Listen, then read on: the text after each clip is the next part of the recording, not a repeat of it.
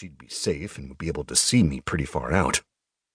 I farmed ore around the craggy area, stashing anything from rank 1 to rank 3 in my pouch, and yawned, annoyed by the constant and repetitive things I had to keep doing. It would have been much better if someone else did it for me, but most of the people I could send this far out were doing much more important things. "Fellas," I yelled. Sure, we made a bet that I would figure it out on my own, but time was ticking, and every day Melina had to stay here, she was going to nag more and more. "You got a minute?" A flash of thunder announced her arrival. She appeared in front of me while sitting on Scar, my damn lightning wolf. He and Lana, my wife from a previous life, had joined her permanently. It was a big loss for me, but something had changed after I killed my first 2 rift holders, and our links to them became much weaker. According to her, they would disappear unless they stayed around in whatever domain she lived, so we did the best possible thing that we could do and let them go. "Are you ready to ask me the dreaded question?" I let out a deep sigh and nodded reluctantly before I took all of her in. She must have had a look at Melina before she dropped by, since she was dressed the same, in a short black sleeveless kimono with lilies painted on the back. She turned her back to me and pointed at her back. "What?" "I know what her kimono looks like, Velis." "Oh, okay. So what do you want?" she muttered. I must have spoiled her little game or something. "Where do I find the ingredients for the towers?" "Ha! I knew you'd give in." She laughed with that high-pitched tone of hers, which I hated. She'd become more conceited the stronger I got, and the better my chances of winning became. She gave me 30% now, according to her, and at the start I'd been at a mere 1%.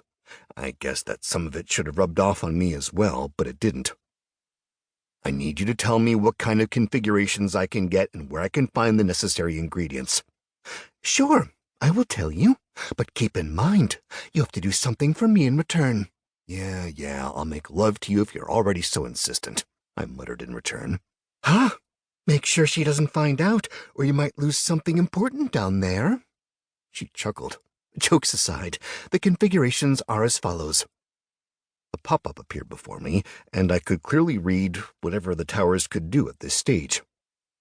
Notice: Fortress Level 1, Fire Element Level 1, Ice Element Level 1, Lightning Element Level 1, Earth Element Level 1, Fortress Level 2, Fire Element Level 1 to 2, Ice Element Level 1 to 2, Lightning Element Level 1 to 2, Earth Element Level 1 to 2, Cloaking Field Level 1 to 2. There are higher-level configurations, but you can't see them yet. Once you're at Level 2, you'll be able to see what's available at Level 3, and so on. And to get to Level 2, you need to have all 4 active and at Level 1. Once you do that, you'll be able to start upgrading them to Level 2 using ingredients. I nodded thoughtfully. Now it remained to be seen what the best possible start would be and where to get them. Again, I had to ask her.